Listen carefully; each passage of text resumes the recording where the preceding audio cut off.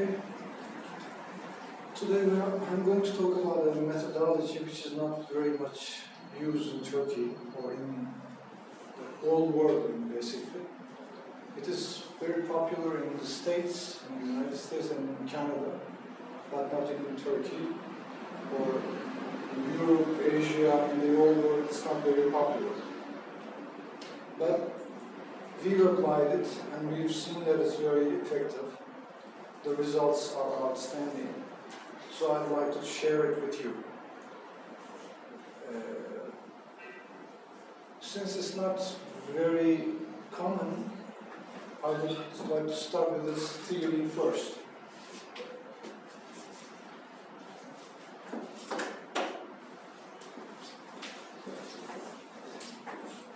Natural approach has a very profound theory, underlying theory of second language acquisition. I will start with the theory first, and then I will talk about the applications, classroom applications afterwards. First, we need to understand the theory very roughly. And I'd like to start with an analogy first, because analogies are sometimes very helpful in simplifying very complicated, sophisticated discussions among the theoreticians. Just imagine an eagle trying to reach a very high mountain, like K2. K2 is not the highest mountain in the world, but it is one of the most difficult to climb. It's very close to Everest, but it's not second highest, I know. It's probably the second highest, yeah, but it's very difficult to climb. And imagine an eagle trying to reach the top of the K2 mountain. Depending on which organs it is going to use, it has two ways to follow. It can either use its legs to climb up the mountain, or it can fly using its wings. If it follows the walking path and uses its legs, it will take months, even years, or maybe never. It cannot reach the top of the mountain. But if it uses the wings, it will take a few minutes, maybe half an hour, I don't know. Over a very short time, it will reach the top of the mountain. A similar case is in language learning and teaching. Suppose that you or any learner, L2 learner, second language learner, is trying to reach the L2 proficiency.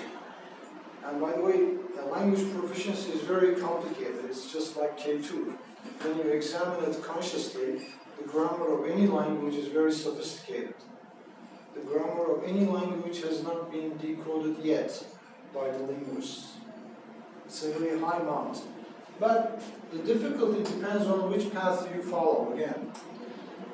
If you follow the acquisition path, then it's very easy. But if you follow the learning path, it's very burdensome, it's very troublesome, and very difficult to reach. So we have a similar case here.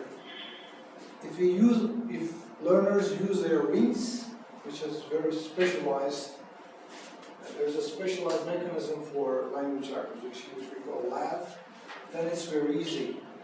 But if you use your general learning capacity, the capacity with which you learn mathematics, geography, or learning how to drive, learning how to type type of thing, then this is very difficult. So the problem here is that in our field, in the language teaching field, we are trying to exploit this mechanism. And this mechanism is not geared toward language learning or teaching. It's a general mechanism used for learning mathematics, learning chess, for instance, learning any other type of learning. But for this unique domain of language, we have a specialized device. If we use this device, it's very easy. But if we use this device, if we try to strengthen our legs, for instance, it's very difficult. And it's like an ostrich. Ostrich has a very strong legs, but it can't fly. It cannot fly. Do we have something to write that? Yeah. So I already give you the board markers. You need board markers? Yeah. I can give them to them. Come. So that we can classify the language teaching methodologies in terms of this distinction. Yeah. The methods using this general learning method, mechanism are grammar translation method, for instance. Grammar translation method is basically teaching the conjugation tables just like you memorize the rules of mathematics or any other skill. And then you do lots of practices and then you try to make them automatic. Similarly, ALM, audiolingual method. Again, trying to teach the rules inductively, but still the idea is there's just one mechanism responsible for any type of learning. And interestingly, the CLT, communicative language teaching, which is the most common methodology in Turkey and in the whole world, is basically doing the same thing. Especially its PPP version, presentation, practice and production. PPP version is basically the same. It is trying to teach language as if language is similar to any other cognitive skill. Whereas there's a specialized language device, and there are methods trying to tap this device. And these methods are natural approach,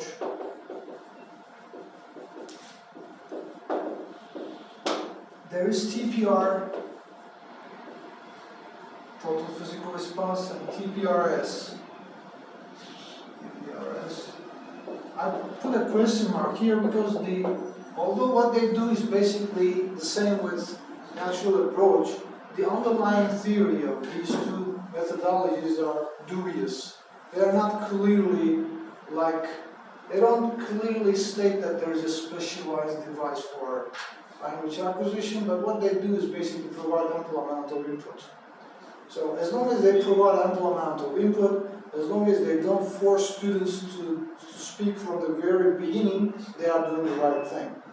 So somehow I classified them here, but in fact, in terms of the learning theory, they should be categorized maybe here. I'm not so sure. It's a debatable issue. But in terms of their day-to-day practices in classroom, they are closer to natural approach. But natural approach is the only method that I know is uniquely trying to tap this specialized device. Okay, now this dichotomy between these two mechanisms is in fact kind of reminiscent of the dichotomy between cognitivism and nativism. There are basically two approaches in analyzing human behavior.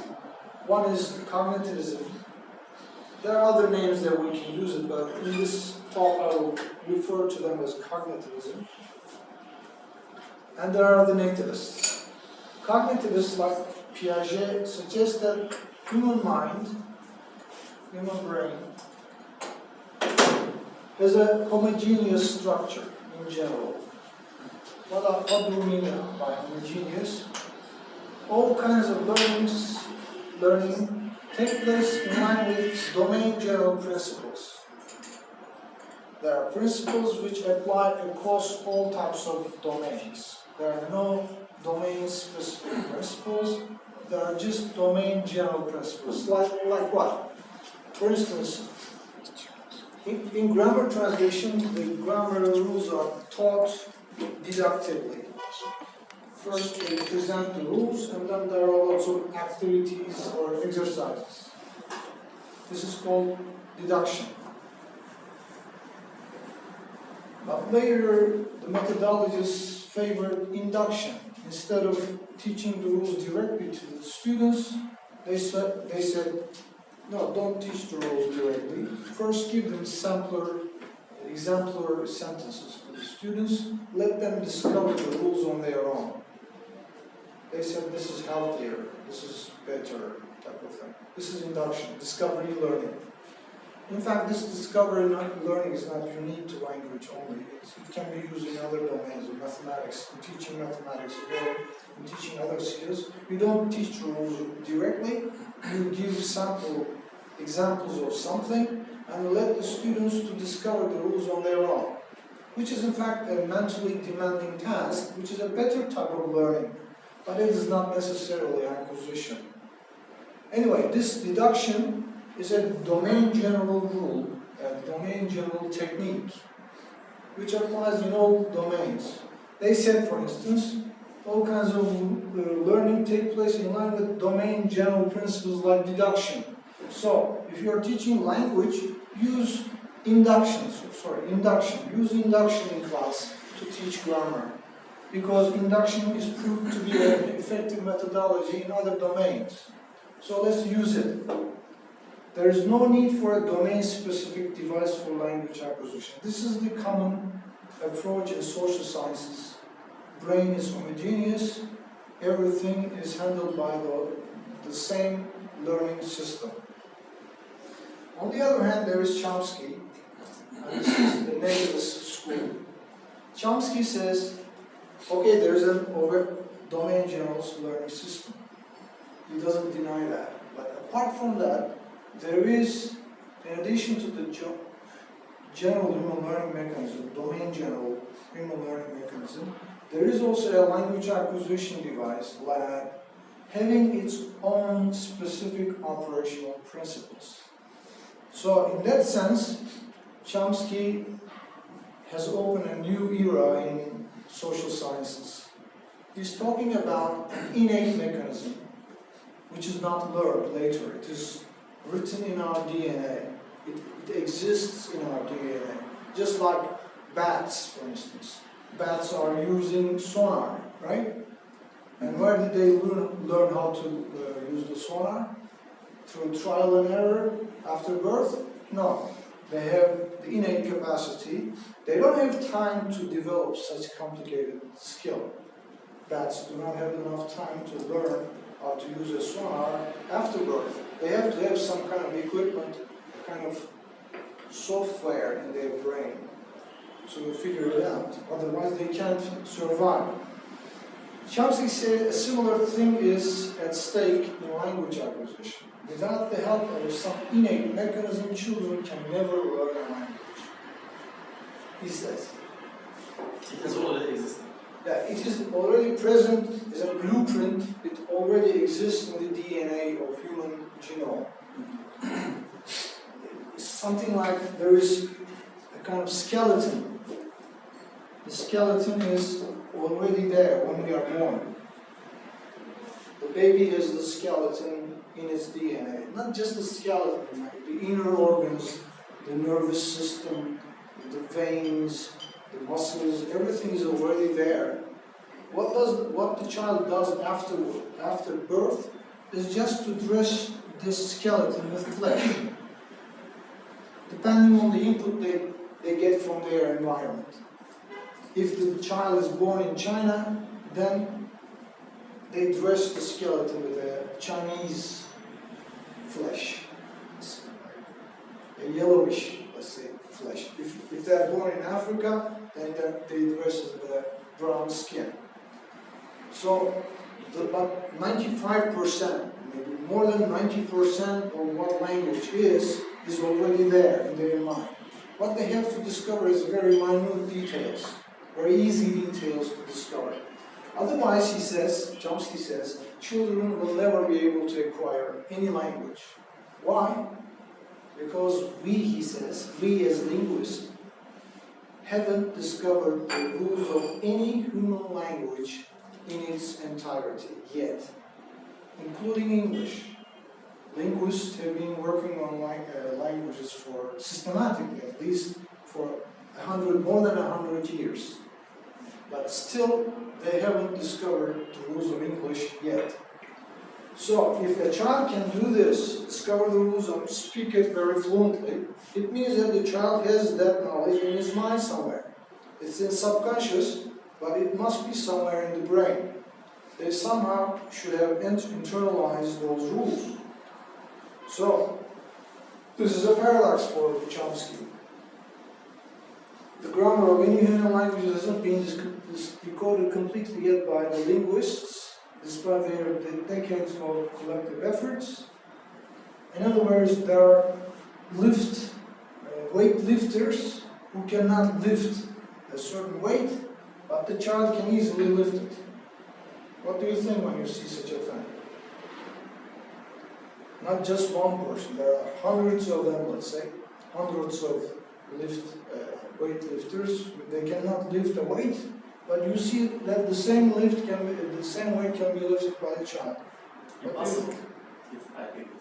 It's impossible. It's impossible. You think that there must be some kind of strings, invisible strings here lifting the weight. There should be some kind of help. Otherwise, the child can never do this, you think. And Chomsky said, okay, that those strings are lag. Without the help of lag, children can never acquire any language. To explain it even further, collectively, all linguists have been studying language, English language, for instance. How many exemplar sentences they have examined so far? Millions of sentences so far. They are using the internet, all sorts of conferences, books written about English. There are millions of sentences that they have examined collectively. What capacity did they use in analyzing this? They used the domain general cognitive device of Piaget. The same device that we learn mathematics. And at the end, less than 100% of grammar is discovered. There's still a certain percent which is not discovered. On the other hand, we have a single child, not thousands of children, just a single child. How many sentences does that child hear from the environment? By the age of 5 or 6, the grammar is over, by the way. By the age of 5 or 6, basic part of grammar is acquired by any children. Let's say by the age of 7 or 10. In 10 years, how many sentences can a child hear? Thousands of sentences. And it processes those sentences with something. And at the end, it reaches 100%. Whenever you give a list of grammatical and ungrammatical sentences to children, they say, this is grammatical, this is not. This is grammatical, this is not. On the basis of the knowledge, subconscious knowledge in their brain. So they have 100% grammar, and they reach this on the basis of thousands of sentences. Are we talking about their mother tongues? Yes, mother tongue, yeah. So, let's compare the two cases. This is the linguists collectively working on language. Millions of sentences, thousands of sentences. Let's leave this blank for the sum, for a time being. Less than 100%, 100%.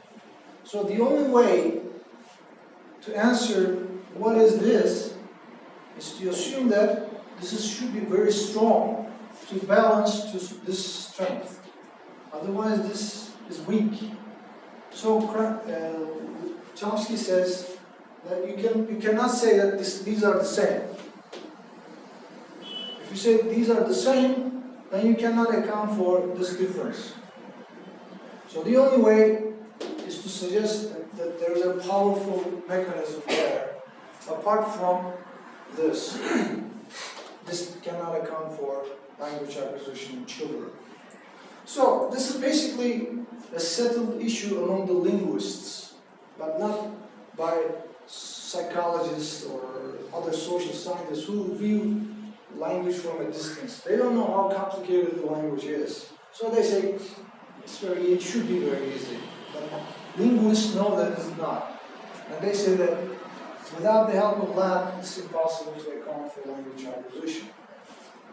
So, this is for children, of course, and for first language acquisition, but our concern is not child language acquisition. Our concern is adolescent language acquisition or adult language acquisition.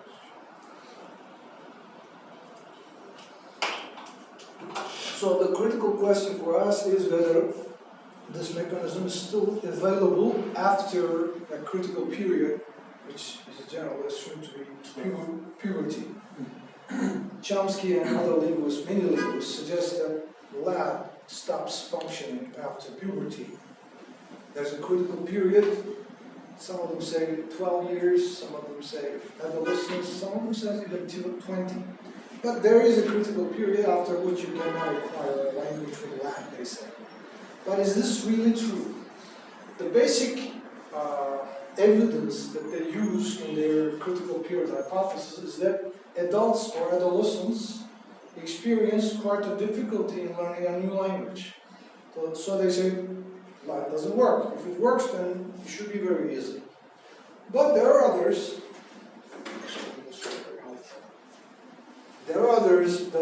Some other people which suggest that it does not necessarily atrophy, it does not stop functioning. The problem is to do with classroom, they say. The methodologies, the false methodologies applied in classroom. If you somehow correct those false methodologies, then one goes to work, they say. So, the problem might be to do with the methodology.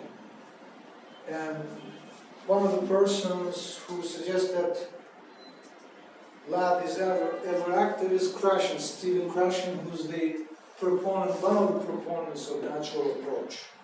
He says the reason why L2 learners, second language learners, cannot generally succeed in second language acquisition is not due to the unavailability of lab after a critical period, but because of false methodologies commonly used in educated societies, in classroom settings. If you provide proper conditions, lab is automatically activated and it picks up the grammar rules of a new language just like it has acquired the grammar of your mother tongue. So, I would like to underline this: educated societies. The problem is in the educated societies, basically. If you go to Africa, if you go to the Amazon area, where there are lots of illiterate tribes, you see that those people are bilingual or multilingual. Multilingualism is the norm there. Everyone speaks multi-languages. But the problem is in our societies, in educated societies. For instance, which continent has the lowest literacy rate? Probably, Africa. And that continent, interestingly, is the continent where multilingualism is the norm. Many speakers speak multi-languages. So African people acquire all those languages without going to school. They go to the other tribe, they work there, and they pick up the language without any books, no grammar exercises, no tests, whatever. They just listen to the people around and then pick up the language. They acquire all languages by using their natural capacity without conscious awareness. Whereas unsuccessful learners try to acquire or learn the other languages consciously, just like they are studying mathematics. And as a result, they end up with failure. So, one is using their wings, the other using their legs again. Krashen says this is the acquisition-learning distinction. Again, acquisition is with the wings, and learning is with the legs. What is the difference between these two processes? Acquisition is a subconscious process. You don't know that it's happening. We are still acquiring Turkish, for instance. We are still acquiring our Turkish. We are bettering our skills in Turkish. As long as you read something in Turkish, you are acquiring something new. But as compared to English, probably it's slower. As long as you listen to something, you read something, and you understand the message, acquisition takes place automatically. Because lab cannot be stopped from functioning. It automatically processes every understood sentence, every comprehensible input. On the other hand, learning is basically a conscious process handled by Piaget's general human learning system. Acquisition results as a result of exposure to input, comprehensible input.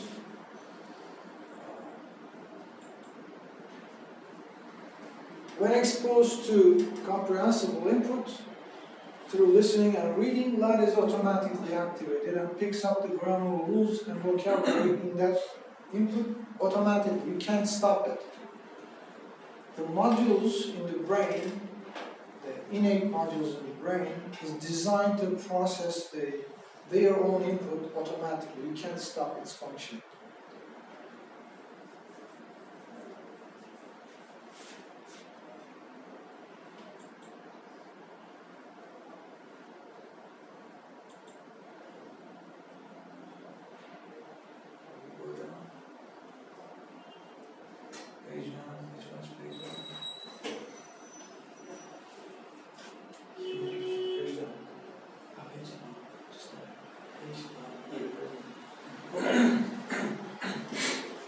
This is very important in terms of classroom applications. Imagine an iceberg, and you know the bulky part of the iceberg is underneath the sea surface. This tiny little bit up above the sea surface represent your production capacity, your learners in general, production capacity, writing and speaking ability. In order for this much productive capacity to develop, you need to have received this much amount of input first, through reading and listening. Only after getting so much input can you produce this much output.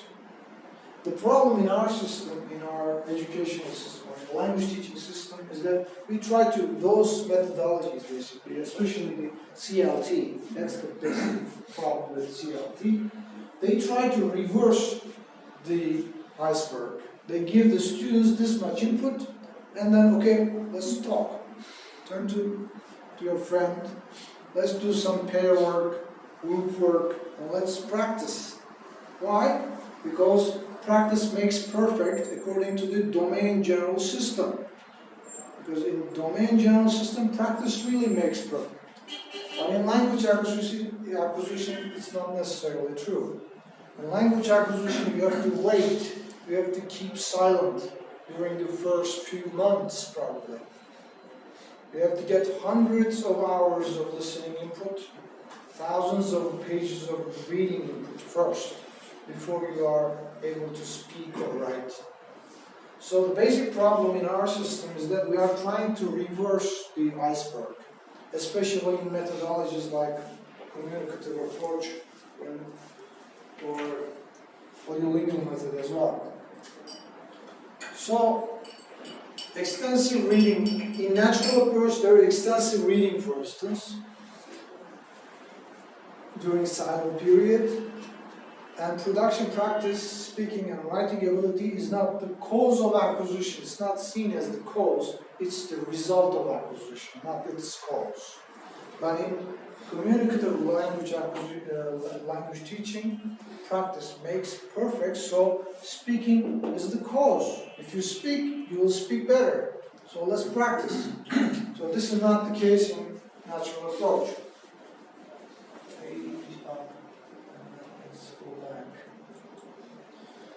So, exposure to input is important in acquisition. This is what makes acquisition happen. Learning happens when you study grammar consciously. You learn the rules and then you practice them. The outcome of acquisition is subconscious knowledge. And the curious thing about subconscious knowledge is that environment. it is the subconscious knowledge which enables you to speak fluently.